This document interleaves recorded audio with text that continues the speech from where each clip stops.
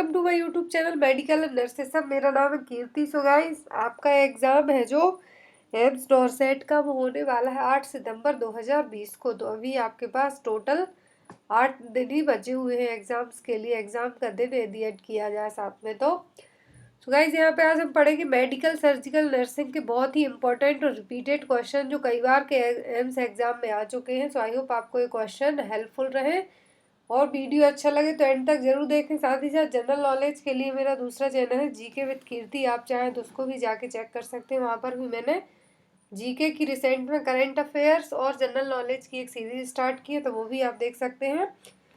तो गाइस, हमने जो 500 MCQs एम्स की सीरीज स्टार्ट की है वो तो हम कर ही रहे हैं। साथ ही साथ यहाँ पर हम MSN के बहुत ही इंपॉर्टेंट क्वेश्चन पढ़ेंगे आज। वीडियो अच्छा लगे तो लाइक जरूर करना, साथ ही साथ कमेंट बॉक्स में अपने कमेंट्स करना।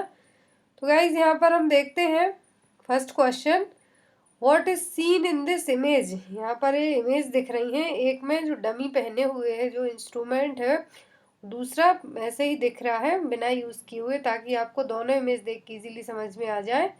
तो इमेज में आपको क्या दिख रहा है? Bubble CPAP, CPAP, DVT pump और D none of the above, इनमें से कोई नहीं। तो यहाँ पर जो पहने हुए, जो इंस्ट्रूमेंट पहने हुए, इसका नाम आपको बताना है। तो इसका नाम है सीपीएपी। क्या नाम है? Continuous positive airway pressure therapy है जो मशीन है एक तरीके की। इसका क्या यूज़ होता है कि जो भी ऑब्स्ट्रक्टिव स्लीप एपनिया की कंडीशन होती है, सोने के टाइम पर जो सांस लेने में प्रॉब्लम होती है, उसको ट्रीट करने के लिए इसका यूज़ किया जाता है, कंटिन्यूअस पॉजिटिव एयरवे प्रेशर। तो इसका यूज़ किस लिए किया जाता है? जनरली स्लीप एपनिया को ट्रीट करने के लिए, ताकि आप इजीली क्या ले सकें, ब्रीदिंग कर सकें। यहाँ पर जो अदर ऑप्शन थे, बबल सीपीएपी, तो ये क्या है? ये bubble CPAP non invasive ventilation strategy है, जनरली न्यूबॉर्न में यूज़ की जाती है इन्फेंट रेस्पिरेटरी डिस्ट्रेस सिंड्रोम को ट्रीट करने के लिए। तो ये भी एक तरीके का क्या है, continuous positive airway pressure machine ही है, बट जनरली किस में यूज़ की जाती है? जो भी न्यूबॉर्न और इन्फेंट्स होते हैं जिनको रेस्पिरेटरी डिस्ट्रेस सिंड्रोम की कंडीशन होती है, उनको ट्रीट करने के लिए। Next question, what is the name of this machine. तो यहाँ पर एक मशीन दिख रही है, इसका नाम आपको बताना है कि क्या नाम है। ऑप्शन है यहाँ पर AED, पल्स ऑक्सीमीटर, डिफिब्रिलेटर और सक्शन मशीन। तो यहाँ पे मैं आपको बता दूं कि सभी क्वेश्चन के मैंने जो रेशनल है, यदि इमेज बेस्ड क्वेश्चन है तो उन सभी के लिए जो ऑप्शन दिए हुए हैं उनकी इंस्ट्रूमेंट की जो इमेज है वो भी शो की हुई, साथ ही साथ उनके यूजेस क्या रहेंगे। तो यहाँ पर गाइज यदि क्वेश्चन आपको कम लगे, क्योंकि 13 क्वेश्चन है आई थिंक यहाँ पर, बट सभी क्वेश्चन को यदि आप पॉइंट वाइज कैलकुलेट करने के बेस पे देखना चाहें तो एटलीस्ट 50 क्वेश्चन आपके हो जाएंगे। तो यहाँ पर ये जो मशीन दिख रही है क्या है? तो ये मशीन है AED। AED मतलब क्या है? ऑटोमेटेड एक्सटर्नल डिफिब्रिलेटर है, जो एक पोर्टेबल इलेक्ट्रॉनिक डिवाइस है जिसको ऑटोमेटिकली जो भी लाइफ थ्रेटनिंग कार्डियक अरिथमिया और वेंट्रिकुलर फिब्रिलेशन के पेशेंट होते हैं, वेंट्रिकुलर टैकीकार्डिया के, तो उनको असिस्ट करने के लिए इस मशीन का यूज़ किया जाता है। साथ ही साथ डिफिब्रिलेशन को ट्रीट करने के लिए भी ये मशीन हेल्पफुल होती है। तो इसका नाम क्या है? N automated external defibrillator. इस इमेज को आप ध्यान से देखिए। और यहाँ पर जो अदर ऑप्शन है, पल्स ऑक्सीमीटर, डिफिब्रिलेटर और सक्शनिंग मशीन। तो पल्स ऑक्सीमीटर यहाँ पर ये रहा। पल्स ऑक्सीमीटर का यूज़ जनरली ऑक्सीजन का लेवल ब्लड में चेक करने के लिए किया जाता है कि ऑक्सीजन सेचुरेशन कितनी है हमारे ब्लड में। तो एक तरीके की जो पेनलेस इजी मेजरिंग करने की मेथड है ऑक्सीजन को। तो यहाँ पर क्या है? Pulse oximeter. नेक्स्ट यहाँ पर सक्शनिंग मशीन। तो सक्शनिंग मशीन का जो जनरली क्या यूज़ होता है कि जो भी अनयूजफुल सब्सटेंस होते हैं, जैसे कि ब्लड, सलाइवा, म्यूकस और वॉमिट, जो एयरवे के थ्रू बाहर निकाले जाते हैं इस मशीन के थ्रू। तो क्या है? Suctioning machine. और एक तरीके की पोर्टेबल है, इसको हम एक जगह से दूसरी जगह भी लेके जा सकते हैं। नेक्स्ट यहाँ पर डिफिब्रिलेटर। तो डिफिब्रिलेटर का यूज़ है जो जनरली लाइफ थ्रेटनिंग कार्डियक डिसअरिथमिया की कंडीशन में है जो यूज़ किया जाता है। इससे क्या किया जाता है? इलेक्ट्रिक करंट है जो हार्ट को दिया जाता है। जो डिफिब्रिलेटर है यहाँ पर ये दोनों इनसे हेड के लिए क्या दिया जाता है, इलेक्ट्रिक करंट दिया जाता है। नेक्स्ट क्वेश्चन हम देखते हैं, tunnel vision in seen in which condition. तो टनल विजन है किस कंडीशन में देखने को मिलेगा। टनल शेप में आपकी आंखें पूरा चारों तरफ का नहीं देख पाएंगी, उसकी जगह एक गोल सर्किल जैसे टनल जैसे ही देख पाएंगी। तो ये किस कंडीशन में देखने को मिलेगा। ऑप्शन है यहाँ पर glaucoma, cataract, GERD, gastroesophageal reflux disease और D ट्रोकोमा। तो जो टनल विजन है जनरली दो कंडीशन में देखने को मिलता है। तो अकॉर्डिंग टू ऑप्शन की बात की जाए तो ये देखने को मिलेगा ग्लूकोमा में। इस तरीके से जो नॉर्मल विजन है आप सभी चीज़ें देख पाएंगे और टनल विजन में आप इतना बस है जो देख पाएंगे।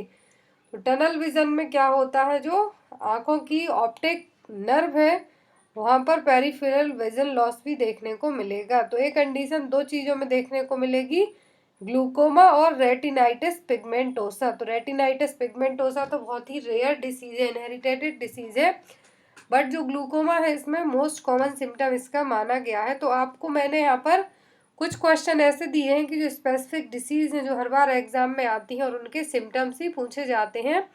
तो यहाँ पर कुछ क्वेश्चन आपके लिए इस तरीके से भी मिलेंगे। तो ग्लूकोमा में और रेटिनाइटिस पिगमेंटोसा इन दोनों कंडीशन में टनल विजन देखने को मिलेगा। नेक्स्ट है यहाँ पर, इन ECG ST segment elevation is seen in which disease. तो नॉर्मल ST सेगमेंट इस तरीके से रहेगा और जो ST एलिवेशन है इस तरीके से देखने को मिलेगा। तो ECG में जो ST सेगमेंट एलिवेशन है किस डिसीज में देखने को मिलेगा, मायोकार्डियल इन्फ्राक्शन, हाइपोकैलेमिया, एंजाइना पेक्टोरिस और D all of the above.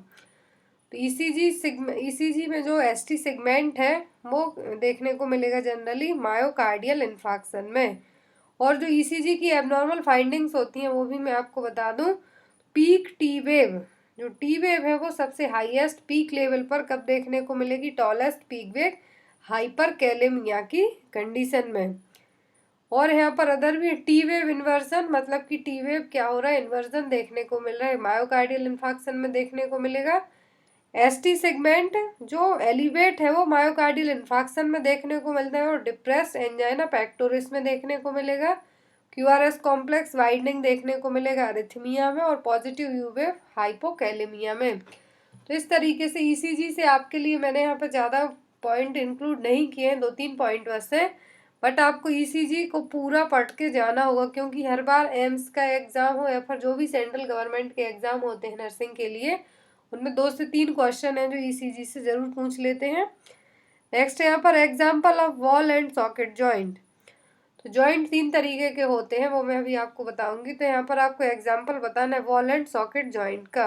Option है यहाँ पर hip joint and shoulder joint, elbow and knee joint, carpals and tarsals joint और D all of the above. तो वॉल एंड सॉकेट जॉइंट गेंद कह सकते हैं और उस गेंद को फंसा दो, हिंदी में बात की जाए तो सॉकेट में फंसा दो। तो इस तरीके के जॉइंट कहाँ पर देखने को मिलते हैं बॉडी में, तो देखने को मिलते हैं hip joint and shoulder joint. तो यहाँ पर राइट आंसर क्या होगा ये। जनरली जो जॉइंट होते हैं वो होते हैं 3 तरीके के, फाइब्रनस, कार्टिलेजिनस और साइनोवियल जॉइंट। तो सबसे पहले हम देखेंगे फाइब्रस जॉइंट क्योंकि इससे आपको एग्जाम में क्वेश्चन आ सकते हैं। तो यहाँ पर हम शॉर्ट में देख लेते हैं तीनों तरीके के जॉइंट्स उनके एग्जाम्पल। तो जो फाइब्रस जॉइंट होते हैं, ये जो फाइब्रस टिश्यू है उनसे कनेक्ट होके बनाते हैं सभी जॉइंट्स के लिए और ये जनरली कोलेजन से मिलके ही बने होते हैं। Fibrous joint are joint connected by fibrous tissue consisting mainly of collagen. तो याद रखना है कि फाइब्रस जॉइंट किससे मिलके बने होते हैं, कोलेजन से। और ये फिक्स जॉइंट है, ये मूवेबल नहीं होते हैं जनरली। और ये कहाँ पे देखने को मिलते हैं, स्कल में। जो बोन्स के सूचर्स होते हैं वहाँ पर जॉइंट्स होते हैं, जो बोन्स सूचर के पास वहाँ पर देखने को मिलेंगे। नेक्स्ट यहाँ पर हम देखते हैं कार्टिलेजिनस जॉइंट। तो ये जनरली कार्टिलेज जो फाइब्रोकार्टिलेज और हाइलाइन है उससे मिलके हुए बने होते हैं और इनमें मूवमेंट, थोड़ा बहुत मूवमेंट देखने को मिलेगा as compare to fibrous joint से थोड़ा सा कम। और ये हाईली मूवेबल जॉइंट है। तो इनमें क्या है, थोड़ा मूवमेंट देखने को मिलेगा, बट जो हमने फाइब्रस जॉइंट देखे उनमें बिल्कुल नहीं मिलेगा। और इनकी बात यदि साइनोवियल जॉइंट है, साइड कैटेगरी के जॉइंट, तो उतने ज़्यादा भी मूवेबल नहीं हो सकते। इनके एग्जाम्पल है manubrium and sternum, symphysis pubis और वर्टिब्रा के बीच में जो जॉइंट्स होते हैं वो जॉइंट, वर्टिब्रल डिस्क के बीच में जो जॉइंट होंगे वो क्या है, कार्टिलेजिनस जॉइंट। नेक्स्ट बहुत ही इंपॉर्टेंट जॉइंट साइनोवियल जॉइंट। तो स्मूथ मूवमेंट के लिए जो बोन्स के बीच में मूवमेंट होता है तो वहां पर एक जॉइंट देखने को मिलेंगे, वो क्या कहलाते हैं, साइनोवियल जॉइंट। और वहां पर एक आर्टिकुलर कैप्सूल्स प्रेजेंट रहता है, तो वहां पर क्या एक फ्लूइड फिलअप रहेगा ताकि फ्रिक्शन हो जॉइंट्स के बीच में, तो सॉरी फ्रिक्शन हो ताकि वो अच्छे से मूवेबल कर सकें। तो यहाँ पर वो फ्लूइड रहता है, वो क्या कहलाता है, साइनोवियल जॉइंट। और साइनोवियल जॉइंट को दोबारा से क्लासिफाइड किया गया है 6 कैटेगरी में, planar, hinge joint, pivot joint, condyloid joint, saddle joint और वॉल एंड सॉकेट जॉइंट। तो इस तरीके से इनको अलग तरीके से क्लासिफाई किया गया है। साइनोवियल जॉइंट जनरली एग्जाम में इसके जो सब क्लासिफिकेशन इनमें से क्वेश्चन आते हैं। तो यहाँ हम देखते हैं वॉल एंड सॉकेट जॉइंट्स के एग्जाम्पल है hip joint and shoulder joint, hinge joint जो एल्बो, नी और एंकल में प्रेजेंट रहेंगे, ग्लाइडिंग मतलब कि एक दूसरे के ऊपर स्लाइड कर सकते हैं, तो ये इंटरवर्टिब्रल और कार्पल एंड टार्सल्स बोन में देखने को मिलेंगे। पाइवट जॉइंट है head and radio ulnar joint, तो ये पाइवट जॉइंट के एग्जाम्पल है। इस तरीके से यहाँ पर अलग अलग कैटेगरी के जो साइनोवियल जॉइंट है 6 कैटेगरी के, तो सभी के आपको 6 कैटेगरी के जो जॉइंट्स के नाम और उनके एग्जाम्पल याद रखने होंगे। जनरली एग्जाम में हिंज जॉइंट और वॉल एंड सॉकेट जॉइंट कई बार एग्जाम में आ चुका है। नेक्स्ट है यहाँ पर plasma protein which determine oncotic pressure. कौन सा प्लाज्मा प्रोटीन है जो ऑन्कोटिक प्रेशर के लिए हेल्पफुल होता है, हीम, एल्ब्यूमिन, ग्लोबुलिन और प्रोथ्रोम्बिन।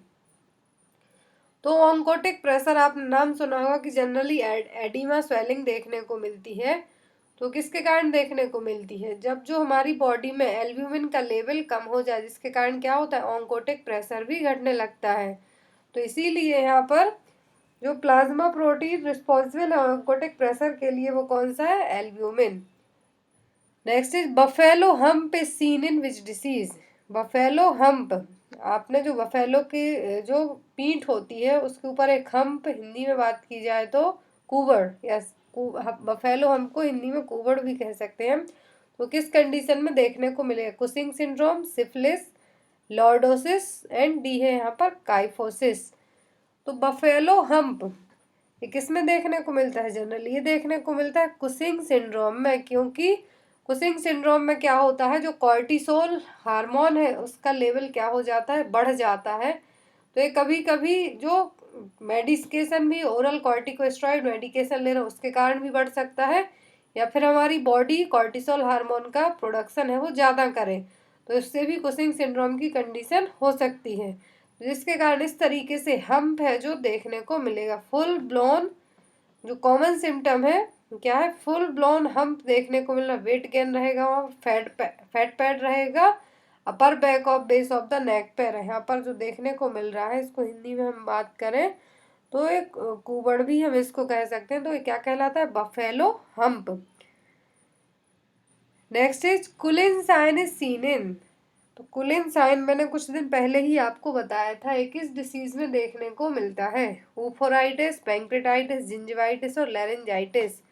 तो कुलिन साइन है जो देखने को मिलता है जनरली पैंक्रेटाइटिस की कंडीशन में, जो एक्यूट पैंक्रेटाइटिस की कंडीशन होती है उसमें कुलिन साइन और ग्रे टर्नर साइन दोनों साइन देखने को मिलते हैं। तो कुलिन साइन में क्या होता है, सुपरफिशियल एडिमा देखने को मिलेगा, सबक्यूटेनियस जो फैटी टिश्यू है अम्बलाइकल रीजन के चारों तरफ, वहां पर इसको पेरी अम्बलाइकल इकोमोसिस के नाम से भी जाना जाता है। और दूसरा है ग्रे टर्नर साइन, ये दोनों साइन पैंक्रेटाइटिस की कंडीशन में देखने को मिलते हैं।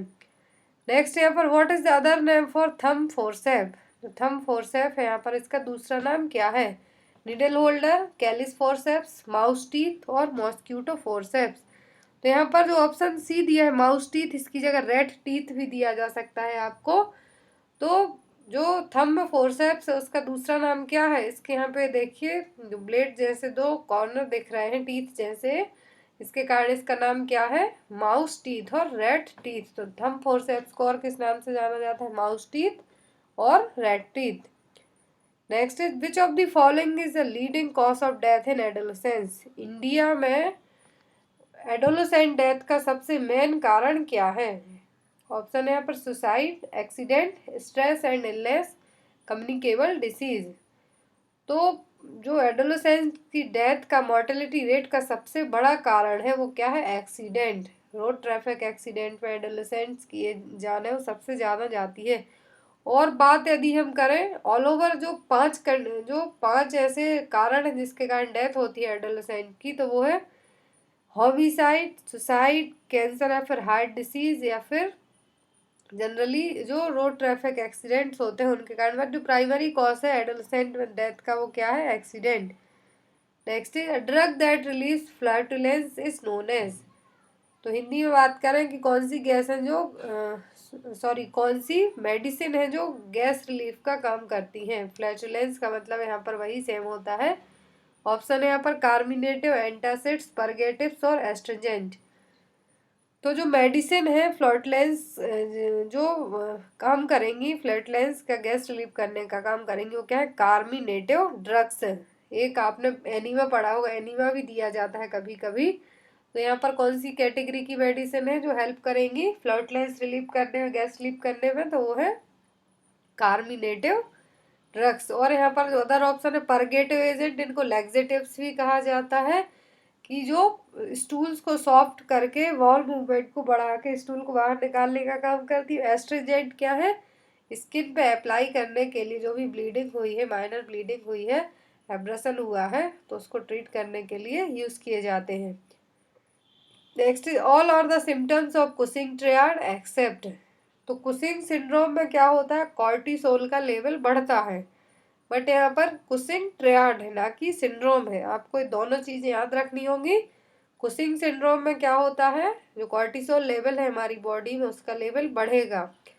और यहाँ पर एक क्वेश्चन अलग है, कुशिंग ट्रायड, इसमें क्या होता है? जो इंट्राक्रेनियल प्रेशर है, आईसीपी है, वो बढ़ता है, जिसके कारण 3 तरीके के सिम्टम देखने को मिलते हैं। Triad that means 3 symptoms sign.